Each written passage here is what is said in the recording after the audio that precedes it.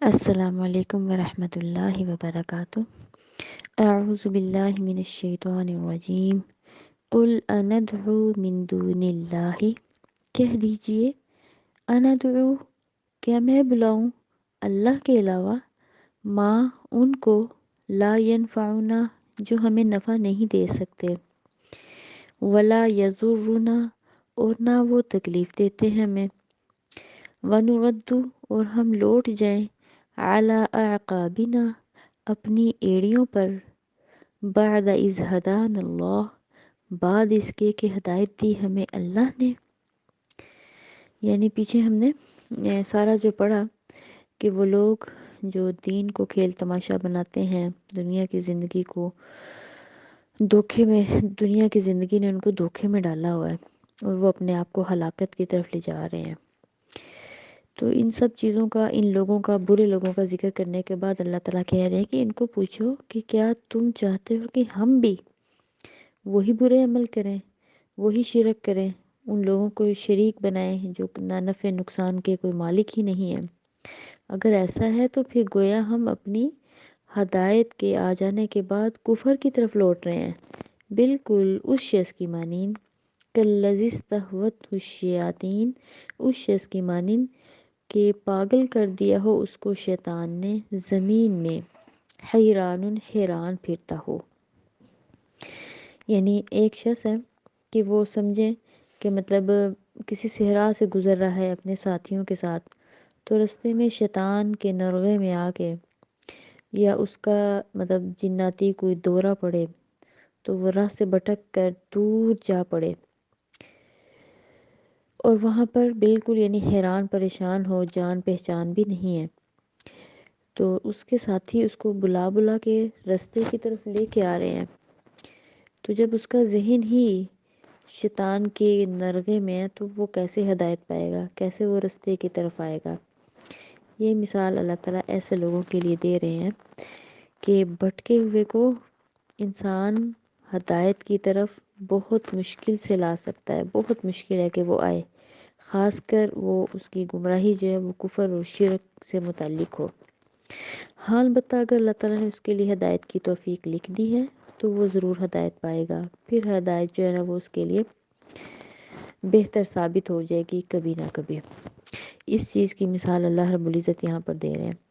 لہو اصحاب، اس کے لیے دوست ہیں، یدعونہ الی الہدی، کہ وہ بلاتے ہیں اس کو ہدایت کی طرف، ائتنا کہ آ ہمارے پاس، وہ رستے کی طرف بلاتے ہوئے کہہ رہے ہیں کہ ہمارے پاس آ جا۔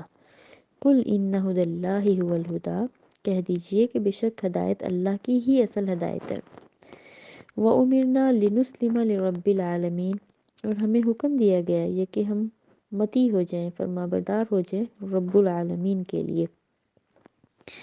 تو یہاں پر اللہ رب العزت نے اس مثال کو دیا یہ سمجھانے کے لیے کہ جیسے اس شخص کا اپنے رستے کی طرف اور منزل کی طرف پہنچنا ممکن نہیں ہے نا، ایسے ہی گمراہ انسان کا جنت میں جانا ممکن نہیں ہے، ہدایت کی طرف آنا ممکن نہیں ہے، الا یہ کہ اس کے اندر اللہ تعالیٰ شوق پیدا کرے، وہ طلب کرے، وہ مانگے اور اللہ تعالیٰ اس کو دے دے۔ پھر آگے اللہ نے کہا کہ آپ اعلان کر دیں کہ بھئی ہمیں تو حکم ہے کہ ہم رب العالمین کے فرما بردار ہو جائیں۔ یہ ایک ایسی ہستی ہے، دنیا کی واحد ایسی ہستی ہے جس کی اطاعت میں انسان کی بلندیاں ہیں۔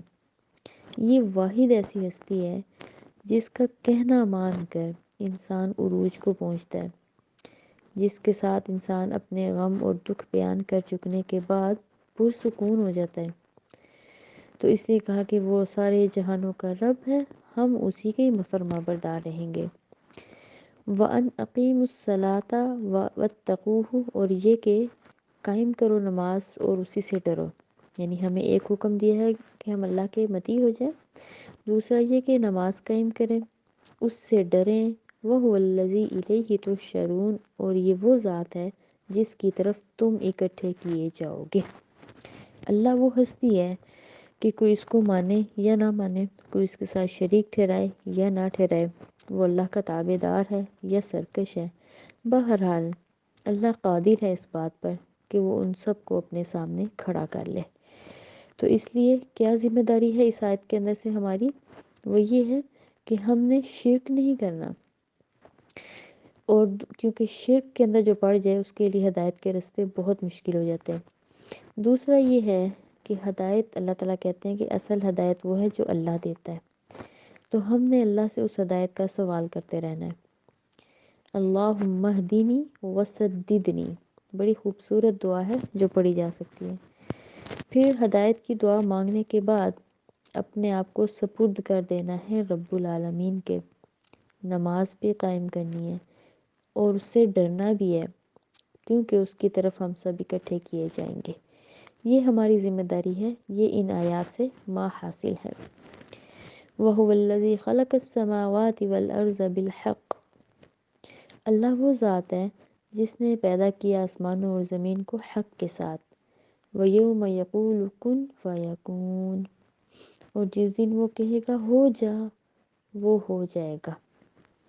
اللہ رب العزت عظیم ہستی اپنا خوبصورت ترین تعارف اس آیت میں کروا رہے ہیں، جس میں اللہ تعالیٰ نے اپنی خالق ہونے کے بارے میں، لفظ کن کے مالک ہونے کے بارے میں، اپنی بات کے حق ہونے کے بارے میں، پھر کائنات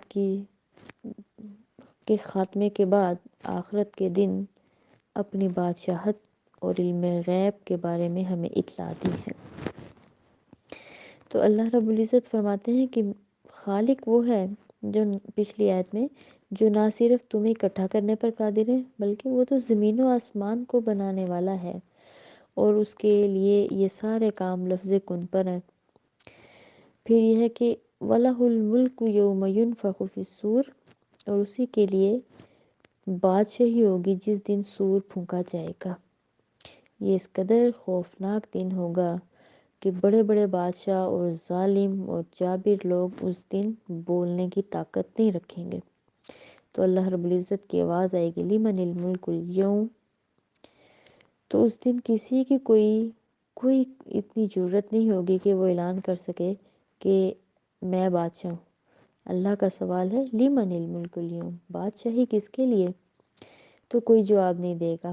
اللہ کے سب کو علم ہے کہ بادشاہ اس دن کون ہوگا، لیکن خاموش۔ پھر اللہ تعالیٰ کہیں گے للہ الواحد القہار۔ پھر اس کے بعد اللہ تعالیٰ فرماتے ہیں عالم الغیب والشہادہ، وہ جانتا ہے غیب اور حاضر۔ یہ ایسی ہستی ہے جس کے لیے غیب اور حاضر ایک برابر ہے، وہ حکمت والا، خبر رکھنے والا ہے۔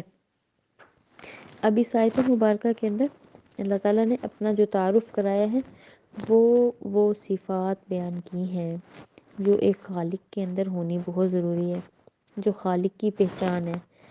تو وہ یہ ہے کہ اللہ تعالیٰ نے آسمان اور زمین کو، اس کائنات کو تعمیری نتائج کا حامل بنا کر بھیجا، یعنی اس میں تغیر و تبدل ہوتا رہتا ہے، کائنات میں وسعت بھی ہوتی ہے، جتنی منظور ہوتی ہے وہ ہوتی ہے، یہ اس کائنات کی صفت ہے۔ پھر یہ کہ وہ ہر کام اس کا سچا اور ٹھوس حقیقت پر مبنی ہوتا ہے۔ جس دن اسے اس کائنات کو ختم کر دے گا، استغفر اللہ، اس دن بھی اس کی بادشاہی ہوگی۔ پھر اس کے پاس غیب اور شہادت سب کچھ یکساں ہیں، غیب کے خزانے بھی ہیں اور حاضر چیزوں کے خزانے بھی اسی کے پاس ہیں۔ پھر یہ کہ اس کے ہر کام میں کوئی نہ کوئی حکمت ہوتی ہے۔ یہ ہے ایک بادشاہ کی وہ صفات جو صرف اور صرف اللہ رب العزت کے اندر پائی جاتی ہے، اس کے علاوہ کسی اور کے اندر نہیں پائی جاتی۔ وَإِذْ قَالَ إِبْرَاهِيمُ لِأَبِيهِ، اور جب کہا ابراہیم علیہ السلام نے اپنے باپ آزر کو، أَتَتَّخِذُ أَصْنَامًا آلِهَةً، کیا تو پکڑتا ہے بتوں کو معبود؟ انی اراک وقومک فی ضلال مبین، بے شک میں دیکھتا ہوں تجھے اور تیری قوم کو واضح گمراہی میں۔ وَكَذَلِكَ نُرِي إِبْرَاهِيمَ، اور اسی طرح ہم نے دکھایا ابراہیم علیہ السلام کو ملکوت السماوات والارض، بادشاہیاں آسمانوں اور زمین کی، وَلِيَكُونَ مِنَ الْمُوقِنِينَ، اور تاکہ ہو جائیں وہ یقین کرنے والوں میں سے۔ تو ابراہیم علیہ السلام اپنے باپ آزر کو تبلیغ کرتے ہیں ابراہیم علیہ السلام فطرتاً توحید پرست تھے، یعنی ہر بچہ فطرت پہ ہے، لیکن آپ کے اندر بچپن سے بتوں کی بہت نفرت تھی۔ باپ بت بناتا تھا اور بچوں کو بھی کہتا تھا کہ بیچو، تو جب یہ بیچنے جاتے تھے تو بڑی تحقیر کرتے تھے، بتوں کے گلے میں رسیاں ڈال کے ان کو زمین میں گلی میں گھسیٹتے ہوئے کہتے تھے کون ہے جو اس کو خریدنا چاہتا ہے، جو نہ نفع دے سکتا ہے نہ نقصان دے سکتا ہے۔ لوگوں نے شکایت کی کہ تیرا بیٹا بڑی تحقیر کرتا ہے، لیکن آزر نے اپنے بچے کو چھوٹا بچہ سمجھ کر نظر انداز کر دیا۔ تو یہ ایک وقت آیا تو اللہ تعالیٰ نے ان کو نبوت دی، انہوں نے اپنے باپ کو سمجھایا، بہت سمجھایا کہ آپ کیوں ایسی عبادت کرتے ہیں جو سن اور دیکھ نہیں سکتے، جو کچھ نہیں کر سکتے۔ میرے پاس ایک علم آیا ہے، آپ میری پیروی کیجئے۔ اے میرے باپ، آپ شیطان کی پیروی نہ کریں، شیطان تو اللہ کا نافرمان تھا۔ پھر اس طرح مطلب مختلف لمبی الفاظ ہیں قرآن مجید کے ہی کہ آپ ان کو تبلیغ کرتے ہیں، لیکن وہ بات نہیں مانتے، وہ اسلام قبول نہیں کرتے، حتیٰ کہ ابراہیم علیہ السلام جو ہیں وہ ان کے لیے دعا کرتے رہتے ہیں، لیکن جب وہ مر جاتا ہے تو آپ دعا کرنا چھوڑ دیتے ہیں، کیونکہ پتہ ہے کہ مشرکین کے لیے کبھی بھی دعا جو ہے وہ قبول نہیں ہوئی، اور شرک ہی کی حالت میں ان کی وفات ہوئی۔ تو اللہ رب العزت کا وعدہ ہے کہ اللہ تعالیٰ اپنے نبی کو ذلیل نہیں، رسوا نہیں کرے گا قیامت والے دن، تو ان کے باپ کو بجو کی شکل بنا کر جہنم میں پھینکا جائے گا۔ آپ ابو الانبیاء ہیں، لیکن اپنے باپ کو نہیں بچا سکیں گے، کیونکہ شفاعت مشرک کے لیے نہیں ہوتی۔ تو اللہ تعالیٰ اگلی آیت میں کہتے ہیں کہ ہم وَكَذَلِكَ نُرِي ابراہیم، کہ ہم نے ابراہیم علیہ السلام کو زمین و آسمان کی سلطنتیں اور بادشاہیاں اور یہ سب چیزیں بطور دلیل وحدانیت پر بطور دلیل دکھائیں، ان کو سمجھائی، ان کو یہ بریکی عطا کر دی تاکہ وہ یقین میں اور پختہ ہو جائے۔ یقین تو بہت اچھا تھا لیکن مزید پختہ ہو جائیں۔ اللہ تعالیٰ کو توحید بہت پسند ہے، دنیا کی تمام چیزوں میں سے توحید اللہ کو بہت پسند ہے۔ اللہ تعالیٰ ہمیں یہ نعمت نوازے، ہماری عبادات، ہمارے معاملات اور ہماری سب چیزیں جس کے اندر شرک کی آمیزش ہو سکتی ہے، اللہ تعالیٰ ہمیں اس سے محفوظ رکھے۔ اللہ تعالیٰ کی صفات میں بھی ہم توحید پر رہیں، عبادات میں بھی، اور اس کی ہستی کے بارے میں بھی اللہ تعالیٰ ہمیں توحید عطا فرمائے۔ السلام علیکم ورحمۃ اللہ وبرکاتہ۔